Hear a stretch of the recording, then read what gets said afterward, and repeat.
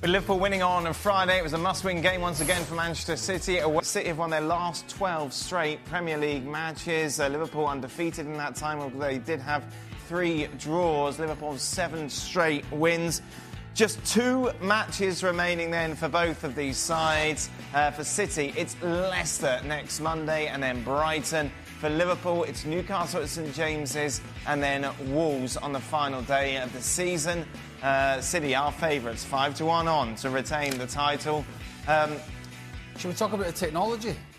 You want to talk about goal line technology? I think it's been brilliant because I think it's been way more important than this VAR they're going to try and bring in, because there's no way with the naked eye you can make a correct decision there. Well, you couldn't. You just couldn't. It's a guess.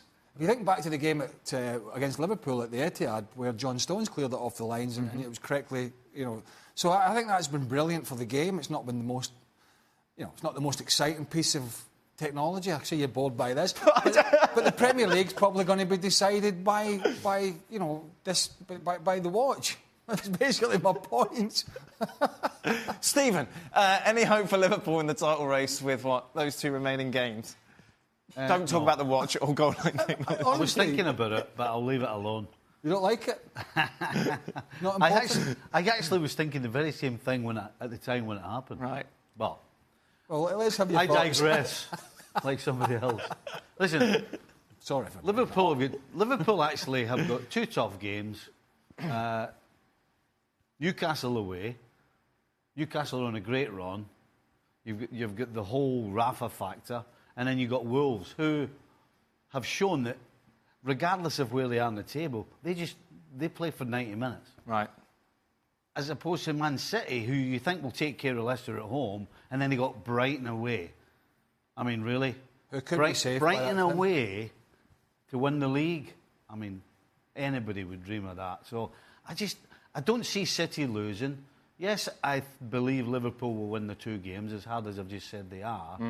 But it's not going to be good enough in the end. I want to go to a tweet that someone sent in for extra time. Is that about technology? It's nothing to do with goal line technology or watches, but I wanted to bring it into the show because, given the choice, do you think City and Liverpool would both agree to swap League and Champions League positions if they could? Absolutely. Yeah? Absolutely. Yeah. Listen, the owners at Manchester City will be absolutely delighted if they win the Premier League. But I guarantee they want the Champions League. They want Champions League, and they absolutely would swap it. No danger. But they're not just winning it. Well, if they win it, they're not just winning it, they're retaining it. Yeah. Right. City, which, since the Premier League era began, I'd have to go back and check off the top of my head. I'm not sure how many times that's been done. But that's difficult to do.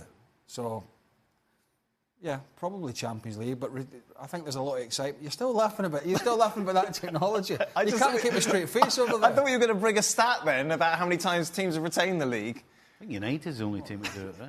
I'm just saying how difficult it is to retain the league. I don't have the exact stat off the top of my head. But the City owners, though, are absolutely about winning Champions League now.